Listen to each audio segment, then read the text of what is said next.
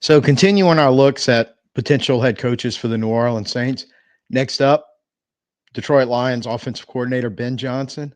I got to tell you, there's a lot there to like about this guy. I'm Tim. Let's talk Saints. So, before we get started in on Ben Johnson, real quick, originally I was going to clip in from the Joe Brady video, kind of the portion where we talk about the NFL head coaching traits or a short list of what teams should be looking for. Decided not to keep clipping it in. What I'm gonna just do is somewhere around here, there'll be a link to that video, and it's chapter 2 called NFL head coaching traits. So you can go direct there if you want to watch it or rewatch it if you've already seen the Brady video. And I'll have the Brady video in the end card at the end of the video, the end of this video. So getting into Ben Johnson, the resume, kind of the, as we talked about before, kind of the internship for um, coaches. In his case, starting in entry level in college, it's a grad assistant. He did that for a couple of seasons at Boston College, promoted to the tight ends coach. Then he was hired by the Miami Dolphins, Joe Philbin, as an offensive assistant, which is kind of the grad assistant portion of the NFL. But once he got to the Dolphins, he kind of moved through the ranks a little bit in various spots along the offense. Spent a lot of time there, but he started as assistant quarterback coach. That was under the Philbin era. Philbin got fired. So he was promoted to tight ends coach briefly when Dan Campbell, who was a tight end coach, so that relationship between those two goes back quite a ways. 2015, gets promoted to interim head coach. So Ben Johnson is the interim tight end coach during that span. Adam Gase comes in. He's back down to assistant wide receiver coach, and then Gase eventually promotes him to the wide receiver coach. Gase gets fired. Miami comes in and cleans out the staff. He gets picked up by Ben Johnson gets picked up by Detroit with Matt Patricia was there at the time. He's an offensive quality control coach, so he's kind of doesn't have a position at first. Then Patricia's fired. Or prior to Patricia being fired, he does work his way up to tight ends coach. Patricia's fired. Dan Campbell comes in and keeps him as a tight end coach. First year of Dan Campbell's reign, about 8 games in, offensive coordinator Anthony Lynn is stripped of play calling, causing a reshuffle in the offensive staff. So you kind of get an interim there title, a passing game coordinator on Ben Johnson. And if you look, some places he's listed as passing game coordinator, and other places in his resume they kind of asterisk it, because in 2022 Anthony Lynn was no longer around, and apparently he did enough in the just a passing game coordinator role where he was promoted to offensive coordinator and has been there for the last 3 years. So he was right in the middle of the turnaround that's going on in Detroit, because if you can remember the Matt Patricia era, the Jim Caldwell era before that, yeah, been a long time since Detroit was very good like they are now. And it was a whole organizational turnaround. Front office had an epiphany. We need to start doing things differently. Campbell gets hired, retained some of the staff, obviously, like Ben Johnson, who he had a working relationship with in Miami. It's recognizing who we need to keep, what we need to do, rebuilding this in 3 years. Detroit's come a long way, and they're a serious Super Bowl contender right now. So I think there's a lot to like, even though Ben Johnson has never had a head coaching position, college or otherwise. He's held an offensive coordinator 3 years, been pretty successful in that role with Detroit while they were rebuilding. Because you got to remember, it's not like he showed up with a ready-made, awesome offensive roster in 2022. He had some good ball players. In fact, one of my knocks on him is he's personally, in my opinion, to blame, other than our front office who made the decision to overpay Jamal Williams to come here, because 2022 was Jamal Williams' monster year in Detroit, running that inside zone scheme, because that was primarily how he was used, although he could run some outside zone. stacked up a lot of yards, and it led the NFL in touchdowns. They effectively kind of beat him in the ground, and the guy we signed is a shell of that player he was in 2022. So kind of shows you he can use the pieces you give him, and they got better pieces because in effect Jamal Williams was replaced by Montgomery, and then they drafted Gibbs last year. Two significant upgrades that he's basically running the same offense with and getting a lot more production without having to beat one guy into the ground, sort of like he did with Jamal Williams in his first year. Watching them play, I think he's one of the best at integrating and scheming RPOs in his game plan. They use it very effectively, and one of the reasons why they really can keep defenses off balance, especially as they've been adding weapons to that team. And you look around, man, they got a lot of weapons. And in effect, they're doing this with a kind of cast off quarterback in Jared Goff, who's part of the deal when they sent Stafford to the Rams and got Goff. And it was kind of like the Rams had given up on Goff, even though he had taken him to one Super Bowl, which we will not talk about that year because in my mind, he shouldn't have even gotten that. But yeah, Sean McVay, who's kind of a guru, just looked, nah, man, we need a better quarterback. Let's trade for Stafford. Les Snead did it. But Ben Johnson's going, no, I can win games with him. I don't know how far we're going to go with Goff, but I can win games with him, and we're going to make a run up, a playoff run, which they did last year. And this is a serious team they're bringing to the table right now. So there's a lot to like there. It's really beyond just the X's and O's. I know I just spent a lot of time on that because that's an important factor. But before we get to the end of this, there is one more thing I think we need to talk about. And it kind of leads into I think the conclusion of the whole, what exactly are you looking for and what exactly are you going to do if Ben Johnson shows up? And kind of love this one because it just popped up yesterday. It was a retweet from Ross Jackson from at US Stadium. I'm not really sure who they are, who was quoting Albert Breer. So I get it. This is kind of the X version of the telephone game, I guess, right here, because we're like three sources away.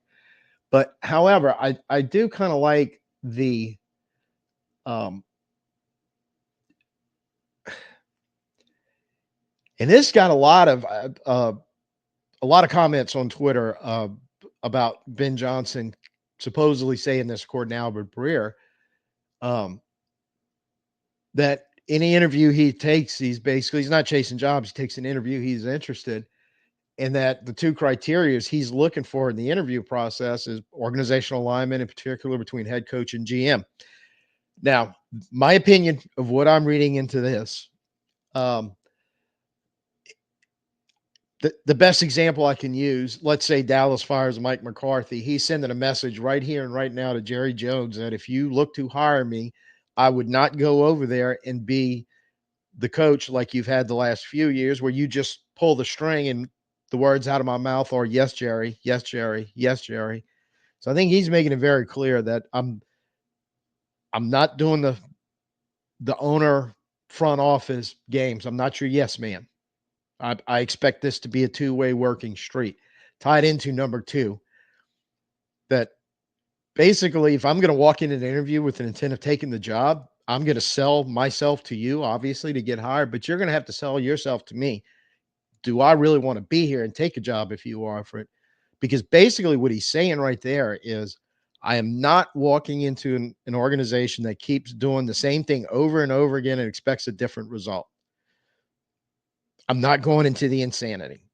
I'm not going to walk in where nothing changes throughout the organization and all you do is just keep cycling through head coaches expecting somebody to fix all the problems that are going on here. If you're looking to hire me, that means you got rid of the guy before me. Why'd you get rid of the guy before me? What were the issues and how are you going to fix it?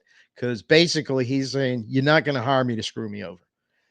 A lot of people took issue with that on Twitter from what what I saw. I don't particularly do it. I never really thought about conditions on the head coach accepting a job, but geez, I can't really say it's necessarily a bad thing. Eh, He's been through, and this is going back to his resume.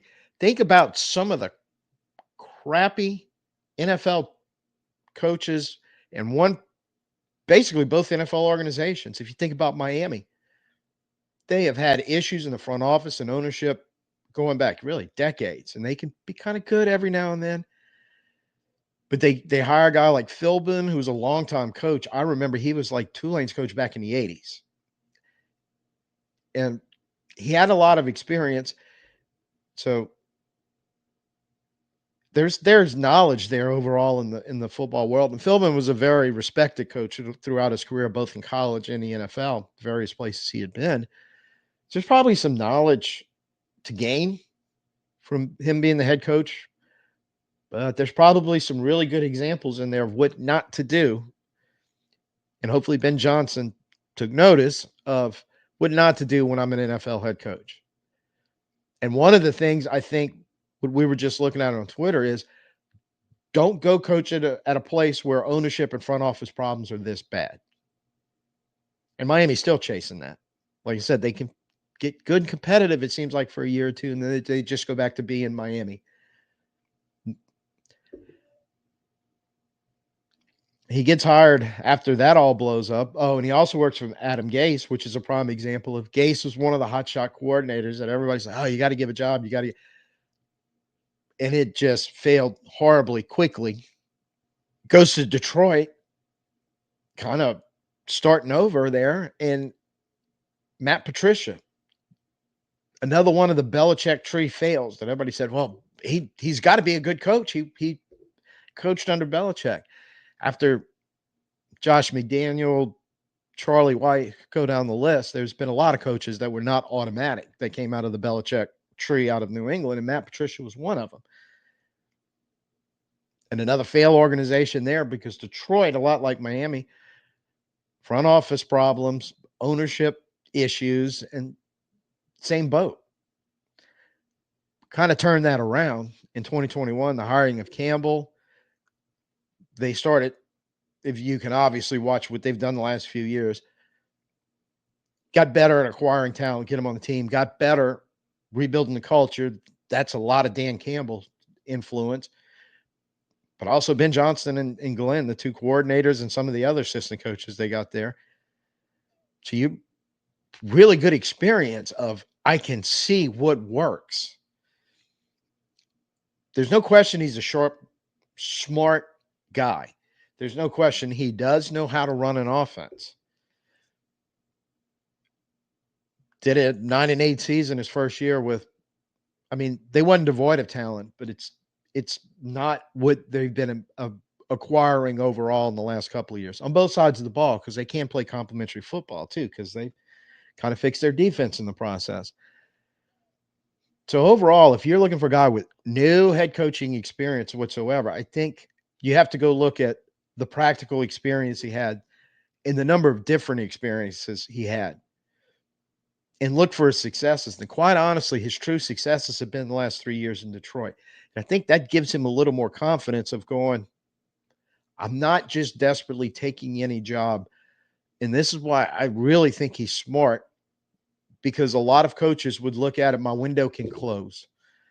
He turned down pretty sure the Commander's job last year, it seems like. But, in all effect, he decided he could have been hired. He would have been hired if he'd have wanted to have been hired last year. Decided to go back to Detroit.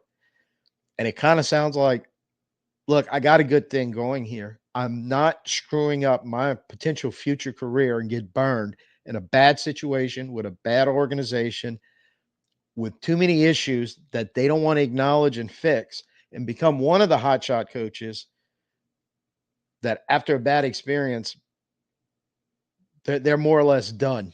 They're written off as, oh, that guy was a total bust.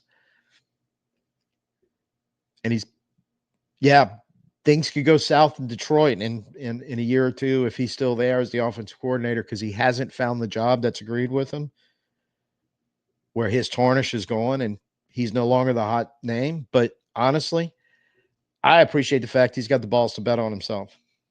Going, uh, while I'm not going to put myself in a horrendous no-win situation, I'm willing to wait out till I can get to the point where I know for sure the ownership in the organization, the upper management, is going to give me a chance to succeed. And if I have that chance to succeed, kind of feel like if you asked him, he'd say, well, yeah, from that point on, it's all me. In other words, that tweet, one and two conditions, is basically just, I think, his way of telling people, you don't have me over a barrel. I don't have to go take a job. So therefore, I am not going to let you screw me over in the process just to get hired. I want to say he's probably seen over that 11, 12 years he's been in the league now. He's probably looked around and noticed there's been a lot of guys that fell into that trap. Like I said, either destroyed their chance to ever be a head coach again, or basically got to start back and go through another 5, 6, 7, 8 year process of trying to get back to being the guy everybody wants to be their head coach. To me, if he's going to bet on himself that much and walk in there and say, I'm going to have a plan, but I expect you to have a plan, and then I expect us to work together to move the organization forward, I'm kind of impressed by that. And I think there's a lot of, like I said, with no previous head coaching experience to draw on college or pro level, I think you got to kind of try to find deeper. And I think if you look deeper on him, there's a lot of stuff there where you go, yeah, it's adding up. He might be the guy you're looking at as going. He might be the guy that if you bring him in and you do what you're supposed to do to give him a chance, he's got the plan to take that chance and turn it into what you're looking for. Winning season, division titles, playoff runs, Super Bowl runs. Get to that window where you have a chance to open it up and jump in and win a Super Bowl. I think he's one of the guys on the list that, yeah, I think he has that chance and probably worth a hire. Would he be interested in coming to Saints?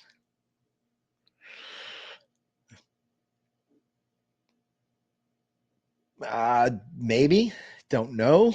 But I can tell you this much: if he's got the feeling, no, I'm not letting the front office run this team from the front office.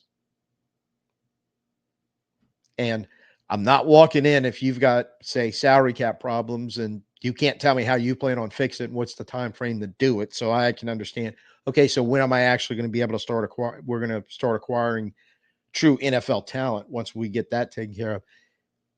Those are the issues that I think, in a way, he may have been sending messages to other organizations, but to an organization like the Saints, those two tweets are sending the message, go, yeah, if I agree to take that interview with you, I'm serious about wanting to take your job, but you better be serious about answering and coming up with a plan for questions or statements 1 and 2 on that tweet. Are the Saints, the organization, willing to do that? I don't know. We'll see. But if those Albert Breer reporting is true in the offseason, if he were to show up with an interview, then I'm thinking, yeah, they may be willing to work with him, so to speak. We'll see how it plays out. So let me know where you kind of fall on the, if the Albert Breer reporting is accurate. I'm bringing it to you basically fourth hand from the original uh, reference to Breer on the original tweet. So it was literally, when I was reading the comments under, just a lot of people, who's this guy think he is? He's entitled, blah, blah, blah. He's not, like people taking offense that he's setting some limits on what he wants to do with his career. But I think it's smart. So just let me know in the comments, which way you roll on that. You're going, no, that doesn't interest me, because people are like, I wouldn't want him as a head coach now because he Supposedly, that's what he's thrown out there through Albert Breer. And I'm going, but if you can do the job, does it really matter? Was kind of my take on it and going, you know, I, I can respect him for setting the boundaries on that, going, like I said, you're not going to screw me over. So let me know how you feel on the subject. Just a reminder, we will be live post game on Sunday night. I'll have that up Saturday. So make sure, like, share, definitely subscribe so you can hit the notification. You'll get the ding. It'll be Sunday night, probably 9ish, somewhere around there. But by Saturday, I'll definitely have it up and you'll know when. So I will be seeing you Sunday night. So till then, I'm Tim. Peace out and who dat.